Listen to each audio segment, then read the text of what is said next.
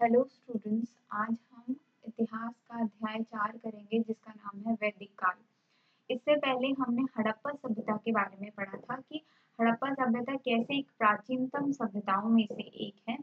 और हमने देखा था कि जो हड़प्पा सभ्यता थी एकदम नगरीय व्यवस्था थी वहाँ पर, और एकदम शहरी सभ्यता हम उसको कह सकते हैं।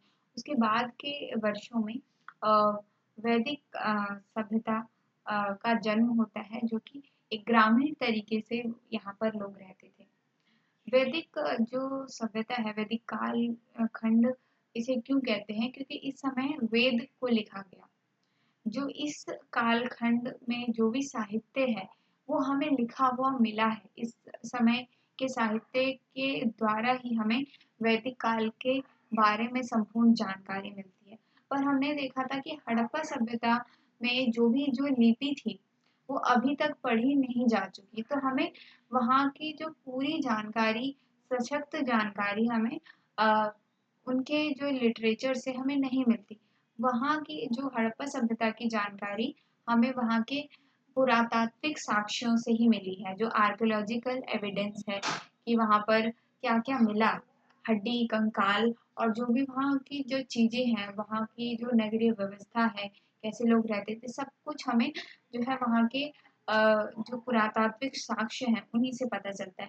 पर वैदिक काल की खास बात ये है कि यहाँ इस समय का जो साहित्य है, जो इस समय इसे वैदिक काल इसलिए कहा गया क्योंकि इस समय वेद लिखे गए, और वेद जो लिखे गए उस भाषा को पढ़ा भी गया, और उसी जो जो वो साहित्य है उसके अनुसार हमें पता चलता है कि वैदिक काल में लोग कैसे रहते थे, उस समय का क्या प्रचलन था, क्या सामाजिक आर्थिक सारी व्यवस्थाओं के बारे में हमें उस समय के बारे में हमें जानकारी मिलती है। तो इसी वैदिक काल के बारे में आज हम पढ़ने जा रहे हैं। तो पहले तो हम देखते हैं वेद। वेद से ही हमारा वैदिक काल बना है। तो वेद के बारे में जानेंगे। तो वेद जो है विद धातु से बना है, जिसका मतलब है जानना। वेद मतलब है जानना। तो वैदिक जो साहित्य है, जो वैदिक लिटरेचर है, उसमें जो भी पवित्र ज्ञान है उसको हम वेद कहते हैं। तो वेद जो साहित्य है उसकी जो संपूर्ण ग्रंथावली है, जो भी, तो उस उन किताबों और ग्रंथावलियों को दो प्रकार की पुस्तकों में शामिल किया गया है। तो एक है मंत्र और एक है ब्राह्मण। तो जितने भी इस समय इस कालखंड में वैदिक जो साहित्य है उसमें बहुत सारी किताबें, बहुत सारे ग्रंथ जो थे, तो उनको दो कैटेगरी में बांटा गया, एक मंत्र और एक ब्राह्मण। तो इनमें भी अलग अलग ग्रंथ हैं, जैसे कि मंत्र में 4 मुख्य ग्रंथावली आती है, जिसमें 4 हमारे वेद हैं, ऋग्वेद, सामवेद, यजुर्वेद और अथर्ववेद। और ब्राह्मण जो ग्रंथावली है, इसके अंदर गद्य रूप में लिखे गए ग्रंथ आते हैं। यानी कि जो मंत्र में जो प्रमुख ग्रंथावली है वो काव्य के रूप में लिखे गई, जैसे हम हिंदी में पढ़ते हैं ना पद्य और गद्य, तो काव्य रूप में, जिसमें काव्य रूप मतलब कि जैसे श्लोक होते हैं जिसे गाया जाता है, काव्य रूप में उसे लिखा गया है। तो जितने भी वेद हैं उन सभी को काव्य रूप में लिखा गया, जबकि जो ब्राह्मण जो ग्रंथ है उसमें क्या है, इन्हीं मंत्रों को, इन्हीं काव्य जो जो रूप में लिखे गए हैं, उन्हीं मंत्रों को गद्य के रूप में लिखकर समझाया गया है, परिभाषाओं को विस्तार से लिखा गया है, और इसमें बलिदान से संबंधित जो भी कर्म कांड है उसका जिक्र हमें इसमें मिलता है। तो दो प्रकार की ग्रंथावली, एक मंत्र, एक ब्राह्मण।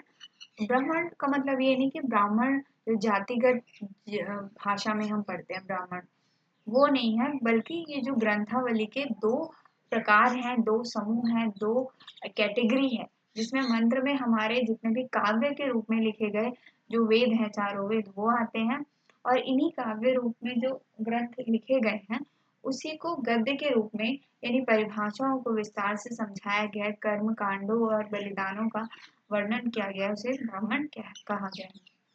इससे से संबंधित हम और भी चीजें देखेंगे जो हमें वैदिक काल की साहित्य में हमें मिलते हैं।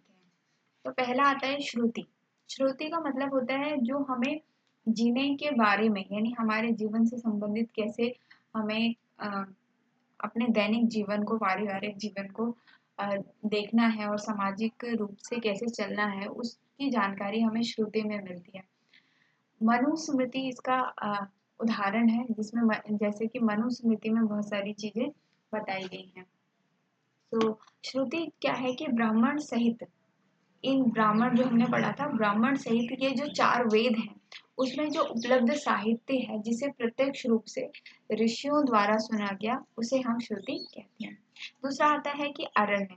अरण्य क्या है? हिंदू धर्म के जो पवित्रतम और सर्वोच्च ग्रंथ है उसमें जो वेद का जो गद वाला खंड है उसको बोला गया है अरण्य। इसमें दर्शन और ज्ञान की बातें लिखी हैं। उसके बाद आता है कि उपनिवेशद, उपनिषद। तो हिंदू धर्म का महत्वपूर्ण श्रुति धर्म ग्रंथ है, इसे कहा गया है, जो कि संस्कृत भाषा में लिखा गया है। उसके बाद आता है वेदांत। वेदांत को वेदों का अंत, जिसमें दार्शनिक विचार विमर्श शामिल है।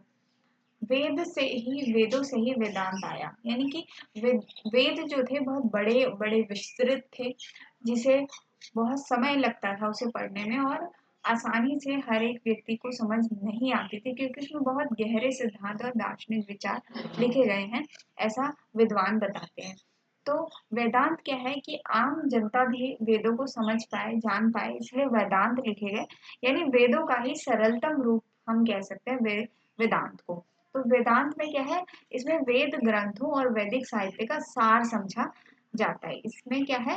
वेदों में जो भी चीजें लिखी हैं उसी उसी को अच्छे वे में, आसान सरलतम तरीके से वेदांत में उसका सार हमें समझाया गया है। ठीक, तो ये तो हुई साहित्य की बातें कि क्या क्या वैदिक काल में हमें क्या क्या साहित्य मिला है, कौन कौन सी ग्रंथावलियां थी, कौन कौन से साहित्य मिले, जैसे श्रुति, अरण्य, उपनिषद, वेदांत, वेद, ये सारी चीजें हमें उस समय के साहित्य मिले हैं, जिससे हमें पता चलता है कि हिंदू धर्म के क्या सिद्धांत हैं, क्या दार्शनिक विचार हैं, क्या ज्ञान की बातें हैं इसमें क्या कही गई है, वो सारी बातें हमें मिलती हैं।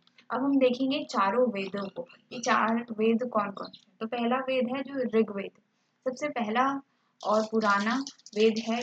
इसमें 1028 मंत्रों का संकलन है, यानी इसमें इस तरीके से मंत्र दे रखे हैं इतने सारे, और 10 मंडल है, यानी 10 मंडल में इसको भाग में बांटा गया है। ये प्राचीनतम ग्रंथ है, यानी सबसे पुराना ग्रंथ इसे कहते हैं ऋग्वेद को। इसमें इसे हम प्रारंभिक वैदिक काल भी कहते हैं, क्योंकि जो ऋग्वेद है वो सबसे पहले लिखा गया, तो उसी समय जो भी मान्यताएं, जो भी विश्वास प्रचलित था, उसको प्रारंभिक वैदिक काल हम कह सकते हैं। और ऋग्वेद में हमें प्रारंभिक जीवन का उल्लेख मिलता है कि वैदिक काल में प्रारंभिक जो जनमानस है वो कैसे रहता था। इसका रचना काल हम मान सकते हैं 1500 ईसा पूर्व से 1000 ईसा पूर्व में ये लिखा गया था ऋग्वेद। उसके बाद आता है सामवेद। सामवेद में काव्य पदों का संकलन है, यानी श्लोक वगैरह जिसे गाया जाता है, जो अधिकतर ऋग्वेद से ही लिए गए।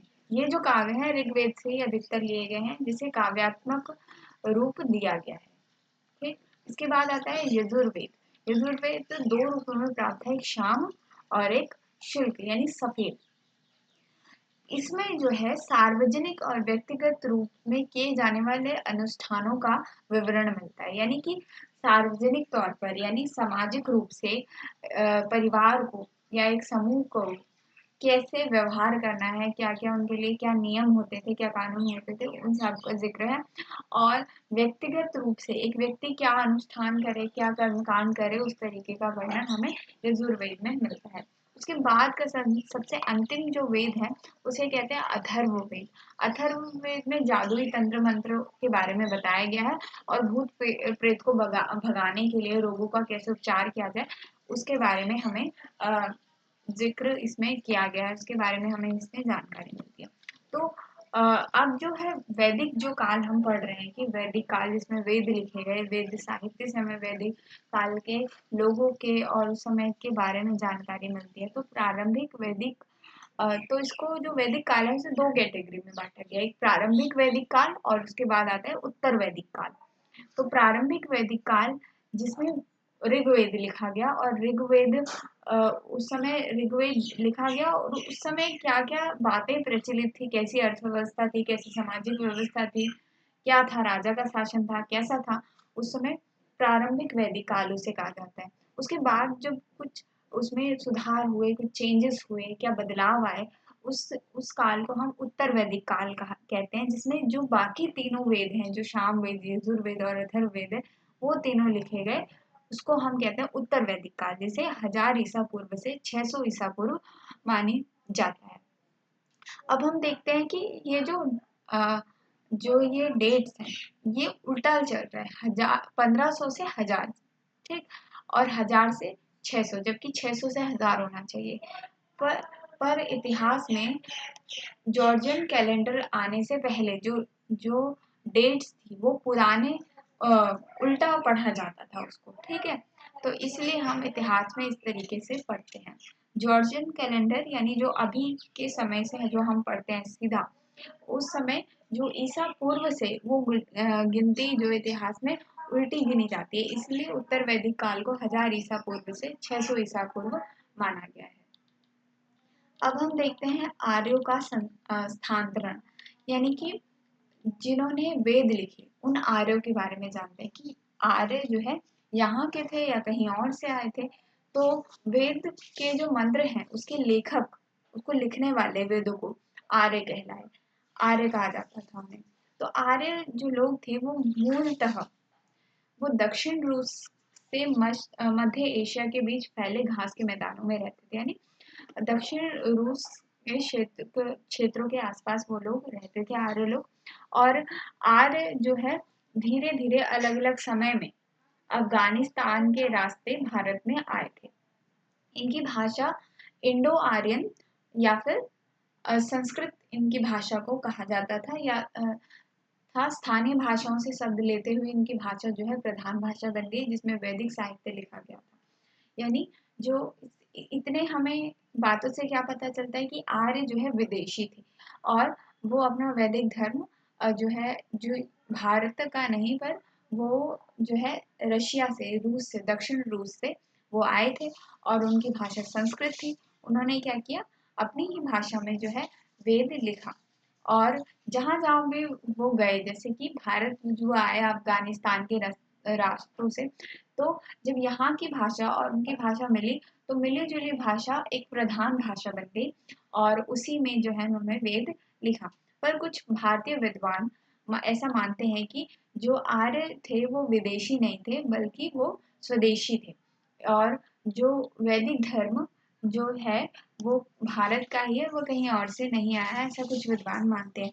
पर जब हम ऐतिहासिक रूप से देखते हैं तो आर्य जो है दक्षिण रूस से ये लोग आए थे, और इन्होंने वेद लिखे, और वेदों के द्वारा मतलब वैदिक धर्म का प्रचार प्रसार किया। इसके बाद हम देखते हैं कि जो वैदिक लोग थे वो कहाँ रहते थे, उनका भौगोलिक विस्तार क्षेत्र हम देखते हैं।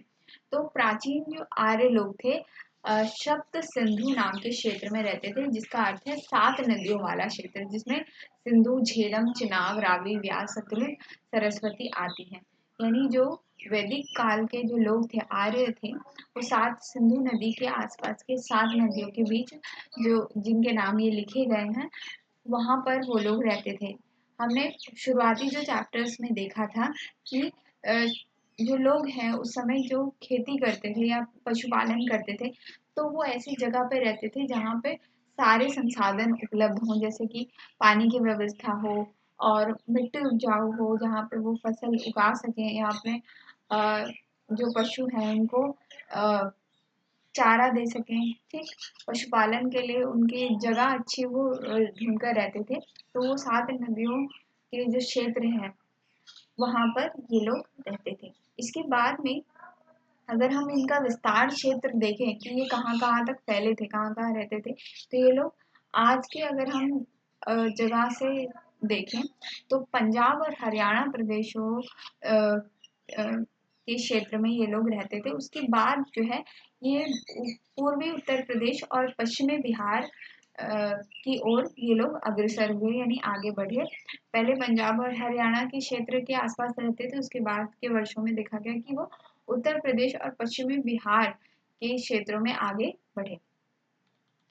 जैसा कि अभी हमने देखा था कि प्रारंभिक वैदिक काल जिसमें ऋग्वेद की रचना हुई, उसके बाद जो भी परिवर्तन आए उसे हम उत्तर वैदिक काल कहते हैं, जिसमें बाकी 3 वेद लिखे गए। अब हम देखेंगे कि इन दोनों काल में क्या क्या अंतर है, क्या क्या समानताएं हैं, क्या क्या अंतर हैं। प्रारंभिक वैदिक काल की अर्थव्यवस्था कैसी थी और उत्तर वैदिक काल की अर्थव्यवस्था कैसी थी। तो सबसे पहले देखते हैं कि प्रारंभिक वैदिक काल में लोग कैसे अपना जीवन पालन करते थे, क्या क्या उनके जीविकोपार्जन का साधन था, कैसे वो खाते पीते थे और क्या कमाते थे, ये सारी चीजें हम देखते हैं। तो प्रारंभिक वैदिक काल की अर्थव्यवस्था को हम देख रहे हैं कि वैदिक आर्य जो लोग थे वो पशुपालक थे, यानी पशु चराते थे, और वे दूध मांस चमड़ा प्राप्ति के लिए गाय भैंस बकरी पालते थे। ठीक है। दूसरा पॉइंट हम देखते हैं, लघु स्तर पर खेती बाड़ी करते हैं, छोटे छोटे खेत थे उनके और वो खेती बाड़ी करते थे, पशुपालन करते थे। इसके अलावा वो शिकार, बढ़ईगिरी, रंगाई, कपड़ों की बुनाई, रथ बनाना, धातुओं को गलाकर ढलाई का काम इत्यादि अन्य आर्थिक क्रियाएं वो लोग करते थे।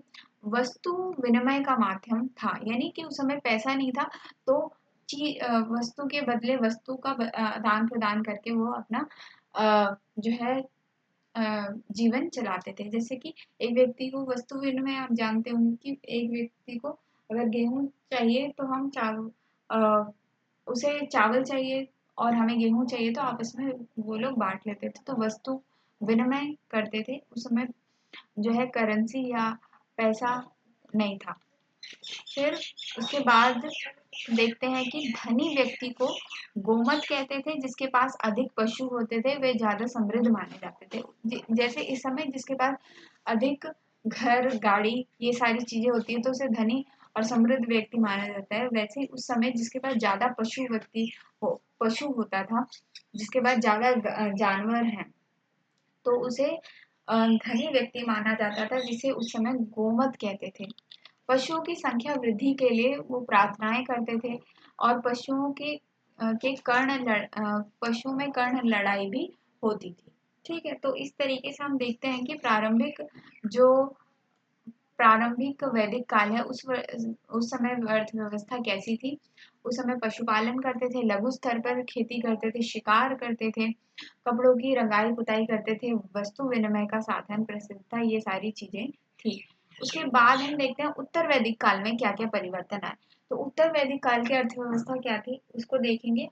उत्तर वैदिक काल में कृषि एक मुख्य व्यवसाय बन गया था, यानी कि इस समय पशुपालन करते थे। इस समय जो जो मेन जो व्यवसाय है वो सिर्फ जो है खेती था, ज्यादातर खेती था, जिसके लिए अनेक धार्मिक अनुष्ठान भी शुरू हुए। यानी जब कृषि ही सारा माध्यम है उनका व्यवसाय करने का, ठीक है, तो वो लोग इससे संबंधित धार्मिक अनुष्ठान करते थे, पूजा पाठ करते थे, फसल अच्छी हो, इस तरीके से अनुष्ठान वहां पर होते थे। इंद्र देवता को नया उपनाम यानी कृषि का देवता कहा गया था।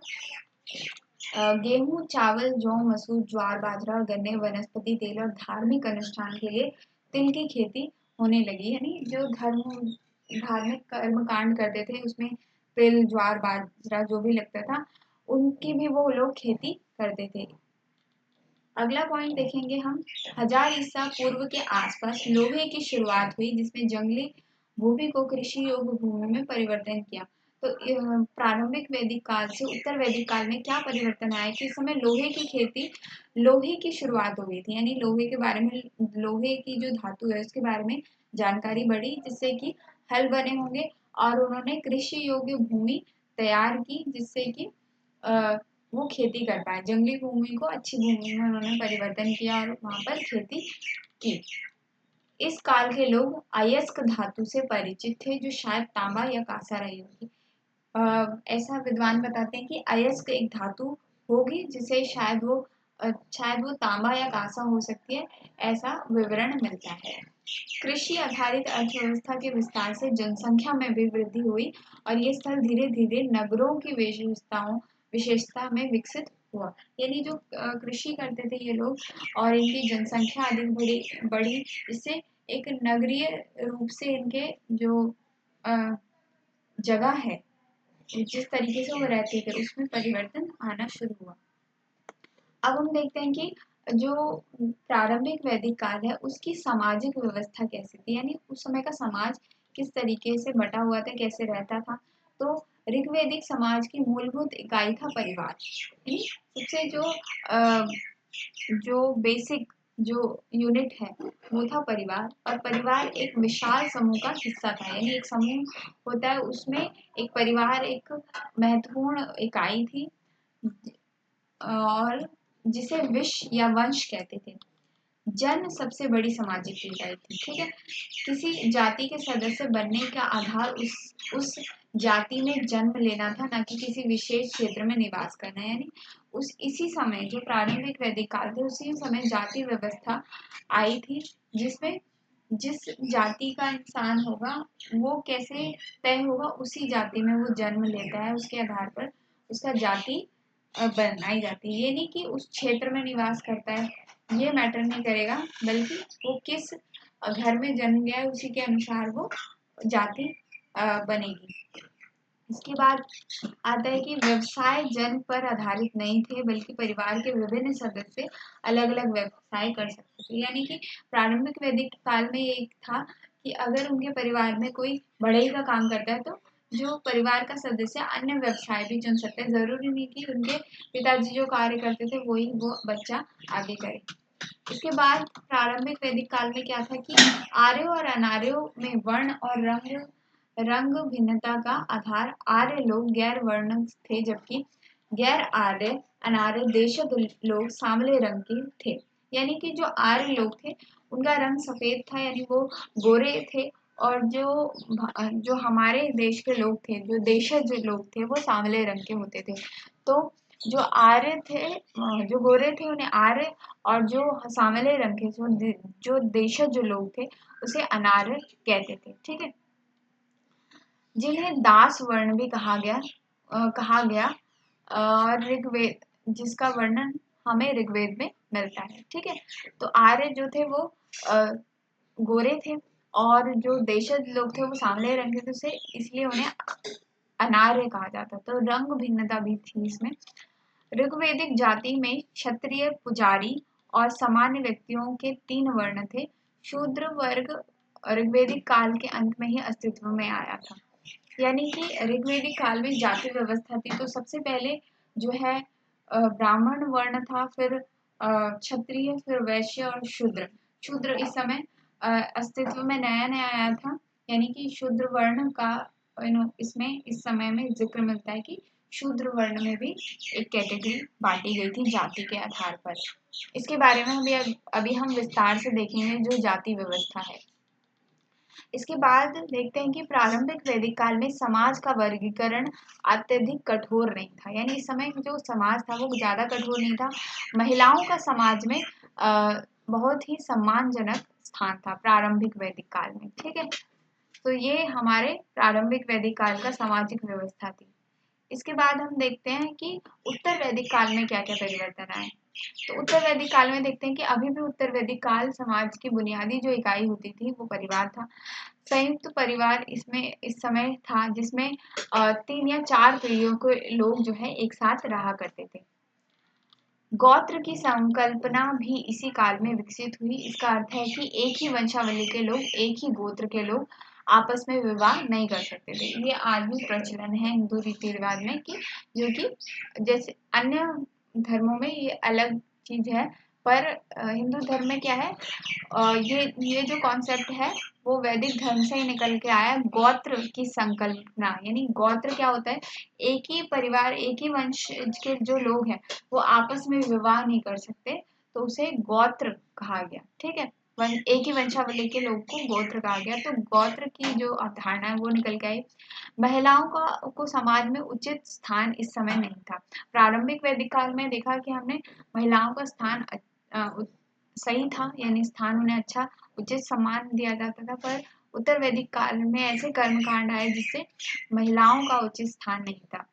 एक ग्रंथ, यानी एक ग्रंथ है जिसे मनुस्मृति भी कहते हैं, जिसमें जुए और शराब की तरह जो है स्त्री को भी अच्छा स्थान नहीं दिया गया है, अच्छा नहीं बताया गया है।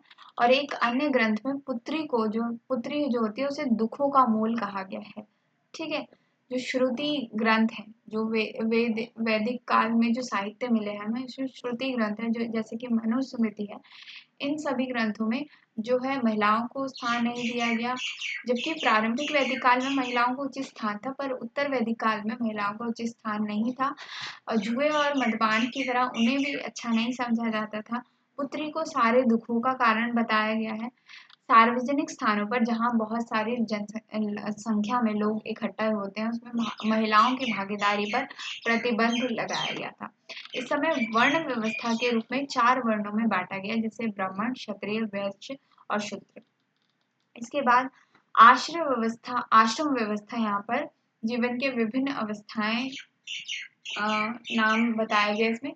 आश्रम व्यवस्था चली, जिसमें ब्रह्मचर्य यानी विद्यार्थी जीवन, या आपने संस्कृत में पढ़ा होगा कि 4 जो अवस्थाएं बताई गई है, ब्रह्मचर्य यानी पहला विद्यार्थी जीवन, गृहस्था आश्रम, इसे हम कहते हैं वैराग्य जीवन, वैराग्य होके जीना। और फिर आता है संन्यास आश्रम, यानी कि चौथी अवस्था जो जीवन से जोड़ा, सन्यासी रहना, संन्यास जीवन। फिर चौथी अवस्था को जीवन से जोड़ा गया, जिसमें वर्ण व्यवस्था के साथ ही उसे वर्णाश्रम के नाम से जाने जाते हैं। ठीक है, तो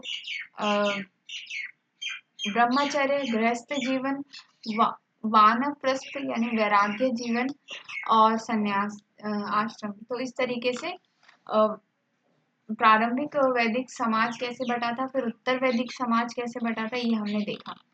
किताब में बहुत और भी उसको विस्तार से बता रखा है। इसमें आसानी से आपको बताने की कोशिश मैंने की है कि अंतर देकर इस तरीके से डायग्राम के थ्रू, ताकि आपको अच्छा आसानी से समझ आते। अब हम देखते हैं कि प्रारंभिक वैदिक काल में क्या धर्म था और उत्तर वैदिक काल में क्या धर्म की क्या मान्यताएं थी, वो देखते हैं। तो इस समय क्या है, शारीरिक सुरक्षा और समृद्धि की सामग्री प्राप्त करने के लिए देवताओं के समक्ष प्रार्थना, पूजा अर्चना लोग करते थे। इस समय क्या है, प्रारंभिक वैदिक काल में क्या था कि लोग अपनी शारीरिक सुरक्षा, क्योंकि उस समय जो है युद्ध बहुत होते थे, दूसरा देश दूसरे देश से लड़ाई करता था, अभी भी ऐसा होता है। तो सुरक्षा की दृष्टि से शारीरिक अपनी सुरक्षा के लिए, समृद्धि के लिए लोग देवताओं के समक्ष अपनी प्रार्थनाएं, पूजा अर्चना लेकर जाते थे और पूजा पाठ करते थे।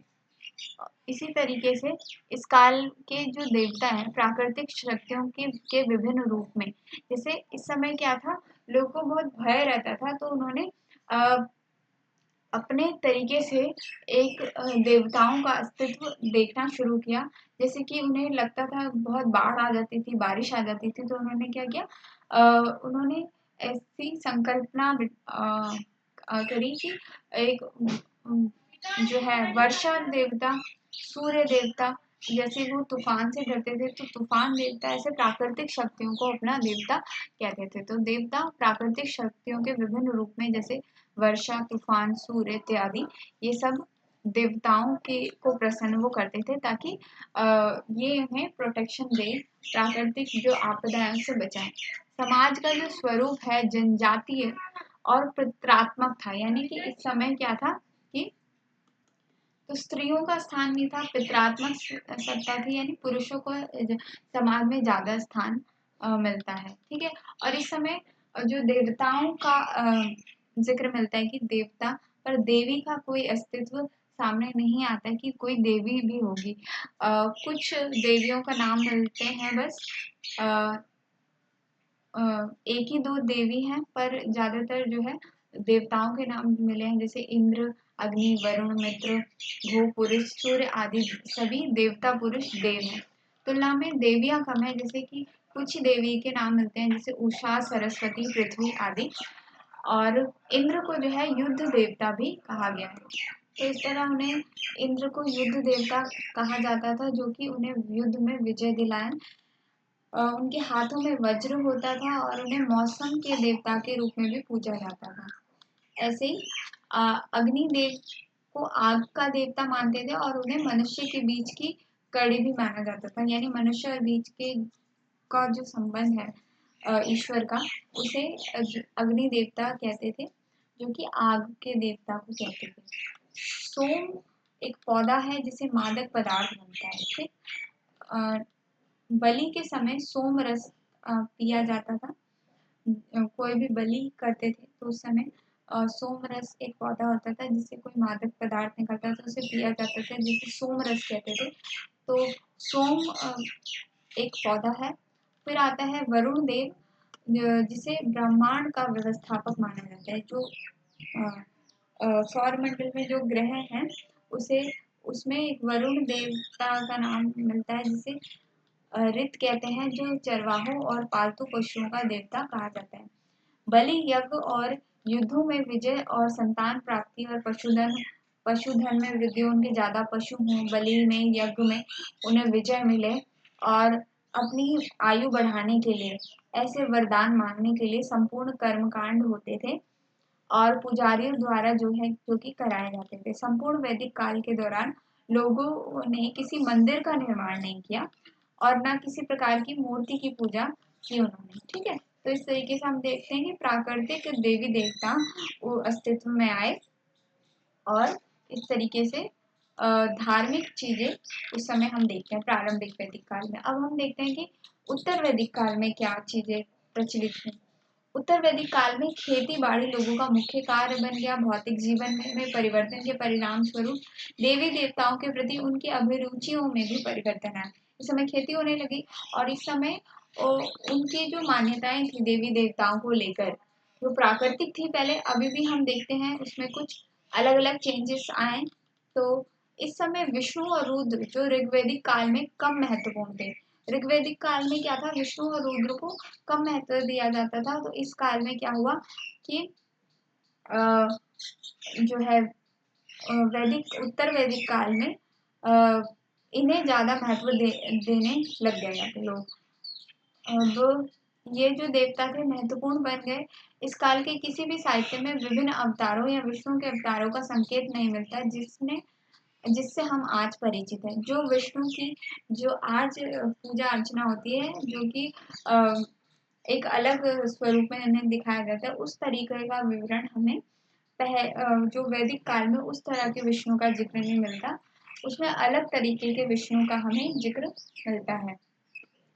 इस समय बहुत बड़ी संख्या में यज्ञ पशु बलि किया जाने लगा, जिसमें ब्राह्मण वर्ग का महत्व बढ़ने लगा। ब्राह्मण वर्ग को बहुत ऊंचा दर्जा वैदिक काल में दिया गया था। तो उन्होंने ही अपने ऐसा विद्वान बताते हैं कि अपने राजनीतिक फायदे के लिए उन्होंने क्या किया, बहुत सारे यज्ञ बलि कर्मकांड करवाए और लोगों में ऐसी भावना उन्होंने विकसित की कि वो लोग अपने पशुधन वृद्धि के लिए और इस तरीके के बाहरी कर्म कांड करें, तब वो ब्राह्मणों के पास आएंगे और पूजा पाठ कराएंगे, तो इससे उनकी भी जो आर्थिक मदद उनको मिलेगी। तो इस तरीके से उन्होंने ये कार्य किया।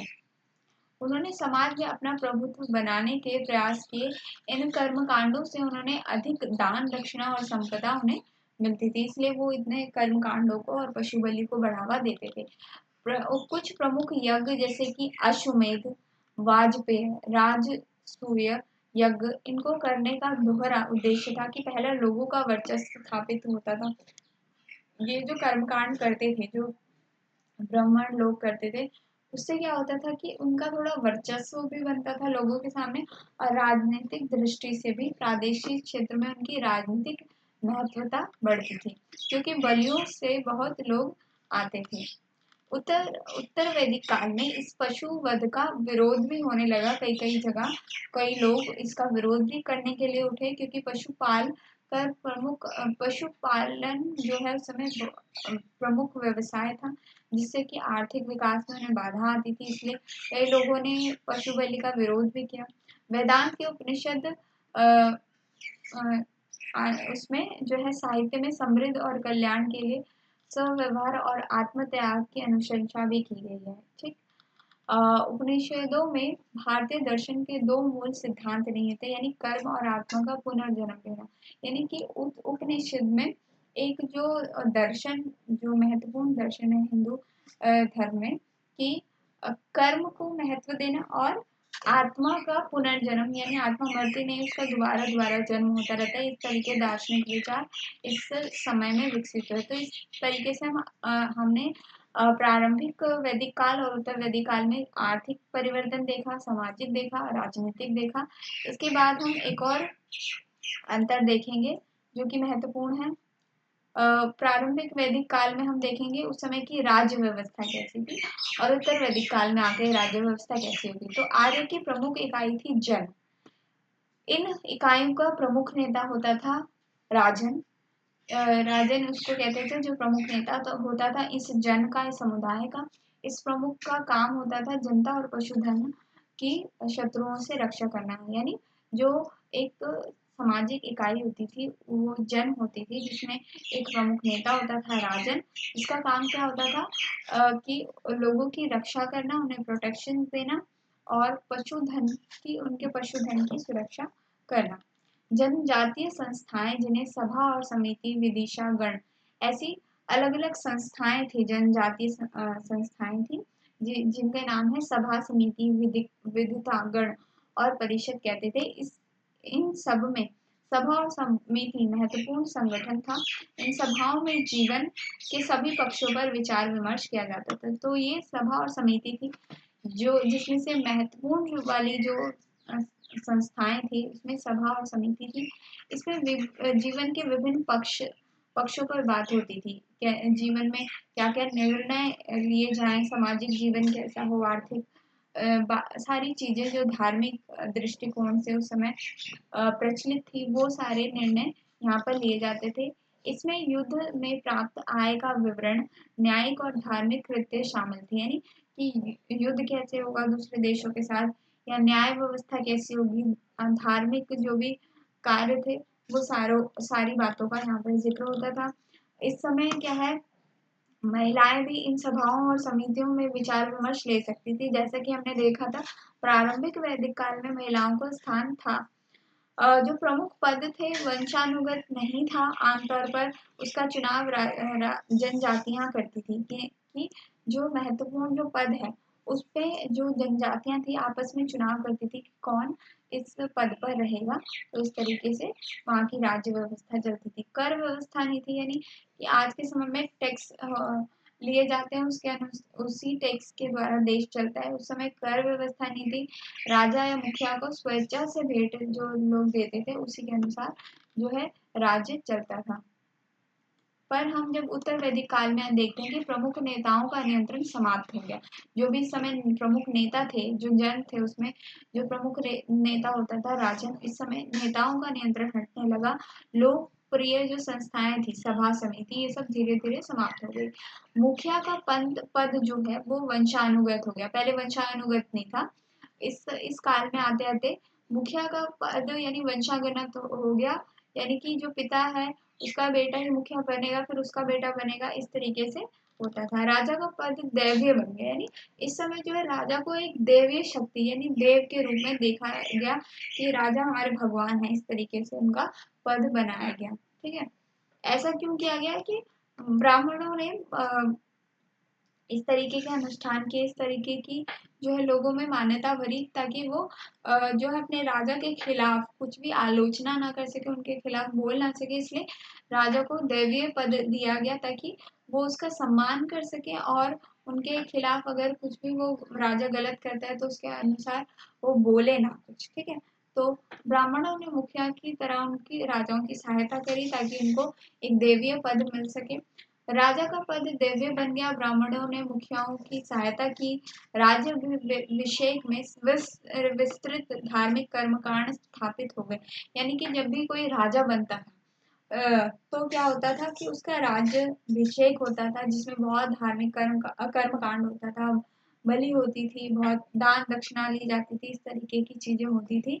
मुखिया को प्रशासनिक सहायता देने के लिए अधिकारियों की नियुक्ति की गई। जो मुखिया होता था उसके साथ और अधिकारी मंत्रीगण बनाए गए। प्रारंभिक सेना की संरचना राजनीतिक व्यवस्था का महत्वपूर्ण तत्व था। यानी उस समय सेना भी तैयार की गई। इन सभी की जीविका लोगों द्वारा दिए गए बलि शुल्क पर निर्भर थी। ये लोग शुल्क देते थे, उसी से इनकी जो है जीविका चलती थी। इस काल में मुखिया जो क्षत्रिय वर्ण से संबंधित थे, उन्होंने ब्राह्मणों के सहयोग से धर्म के नाम पर लोगों पर नियंत्रण करने का प्रयास किया। जनपद और प्रादेशिक राज्य जिसमें स्थायी सेना और नौकरशाही की व्यवस्था का उद्भव हुआ है, यानी जनपद में जैसे नौकरशाही व्यवस्था आज के ज़माने में उस तरीके से इस समय विकसित हुई। तो इस तरीके से हमने देखा कि वैदिक एक बार देख लेते हैं, वैदिक काल जो है, इस समय वैदिक साहित्य हमें मिलता है जिसमें वेदों में सारी चीजें बातें लिखी गई हैं। उसी के अनुसार हमें पता चलता है कि उस समय का समाज और आर्थिक सामाजिक व्यवस्था क्या थी। 4 वेद थे, ऋग्वेद, सामवेद, यजुर्वेद, ये सारी चीजें थी। फिर हमने देखा कि आर्य जो थे भारतीय नहीं थे, बल्कि ये दक्षिण रूस से आए थे, और धीरे धीरे ये अफगानिस्तान के रास्ते भारत आ गए। इनकी भाषा संस्कृत थी, परंतु कुछ विद्वान ऐसा मानते हैं कि ये स्वदेशी थे। ठीक है, इनका भौगोलिक विस्तार क्या था कि 7 नदियों के आसपास रहते थे। इसके बाद हमने देखा कि प्रारंभिक वैदिक काल जिसमें कि ऋग्वेद लिखा गया, उत्तर वैदिक काल जिसमें बाकी तीनों ग्रंथ लिखे गए। प्रारंभिक वैदिक काल की अलग अर्थव्यवस्था थी। उस समय लोग खेती बाड़ी ज्यादा, पशुपालन करते थे, बढ़ई का काम करते थे। इस समय ज्यादा लार्ज स्केल में कृषि होने लगी। इस तरीके से अपना लोग जीविकोपार्जन करते थे। उसके बाद हमने देखा सामाजिक व्यवस्था कैसी थी, वहाँ का समाज कैसा था, यानी महिलाओं का स्थान कैसा था, जाति व्यवस्था थी या नहीं थी, इस तरीके से हमने देखा। और समाज जो है 4 वर्णों में वैश्य, शूद्र, ब्राह्मण इस तरीके से बटा हुआ था। और उत्तर वैदिक काल में हमने देखा था कि महिलाओं को उचित स्थान नहीं था। फिर हमने उस समय देखा कि प्रारंभिक वैदिक काल में जो धर्म था वो प्राकृतिक देवी देवता की उपासना लोग करते थे। उत्तर वैदिक काल में जो ब्राह्मण और सक्रिय हो गए, उन्होंने राजा को ज्यादा महत्व देने लगे और धार्मिक कर्मकांड बहुत बढ़ावा मिला उस समय। फिर हमने देखा कि राज्य व्यवस्था कैसी थी, यानी वहाँ का राज्य जो है, राजा का शासन कैसा था। तो राजा उत्तर वैदिक काल में जो है, जो पद थे वंशानुगत नहीं थे, पर प्रारंभिक वैदिक काल में वंशानुगत पद नहीं होते थे। वैदिक काल में इस तरह की व्यवस्था होने लगी। तो इस तरीके से हमने अंतर देखे। तो इस तरह से ये पूरा चैप्टर समाप्त होता है। तो धन्यवाद।